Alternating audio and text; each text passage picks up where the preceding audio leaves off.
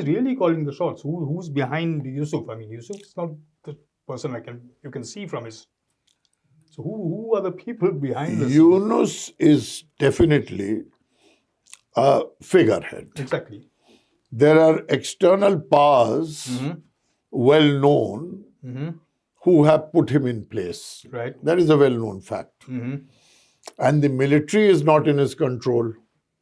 None of the other advisors, whether it is the internal security advisor or the foreign office one Tawheed, anybody, they do not seem to be under his control. They are pursuing their own independent agendas. Wow. The religious fundamentalists are also not in control. That is how you see that the fanatics continue to attack the minorities. The desecration of the religious places of worship continue to happen. So he's ineffective, in other words. Right. He may be a good banker, but a very poor administrator. His governance have not proved anything worthwhile. But so he doesn't have experience in governing anything. So how can you certainly expect that? One who may have put him in this place should know that a figurehead cannot run, particularly pulling out the country from the chaos that which is in now.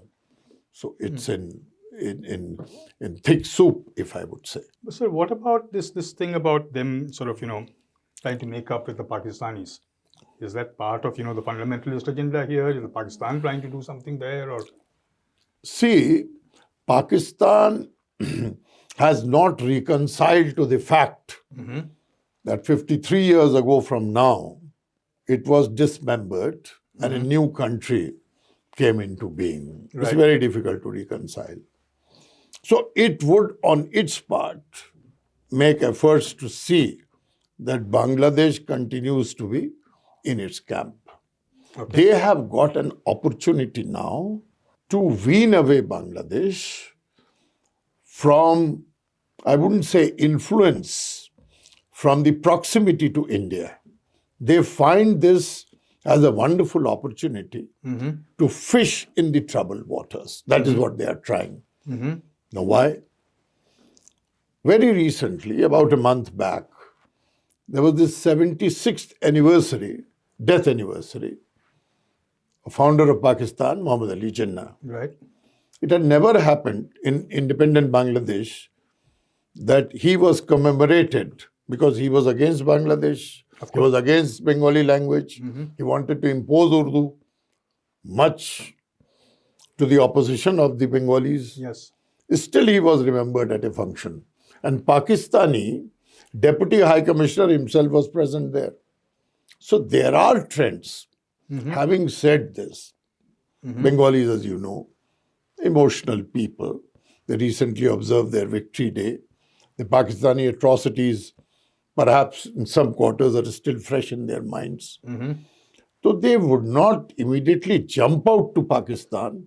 But Pakistan, as you say, is trying its best to see that Bangladesh remains, emotionally at least, aligned to them.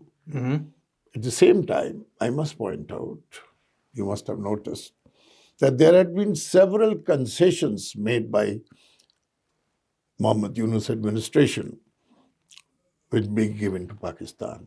Say the ships clearance, they coming to the docks. So we see a pattern of a kind of making up to Pakistan. Or in other words, by default, that whatever Sheikh Hasina had done to keep Pakistan away from interfering into Bangladesh internal affairs, that is now being diluted. That's where I like to put it.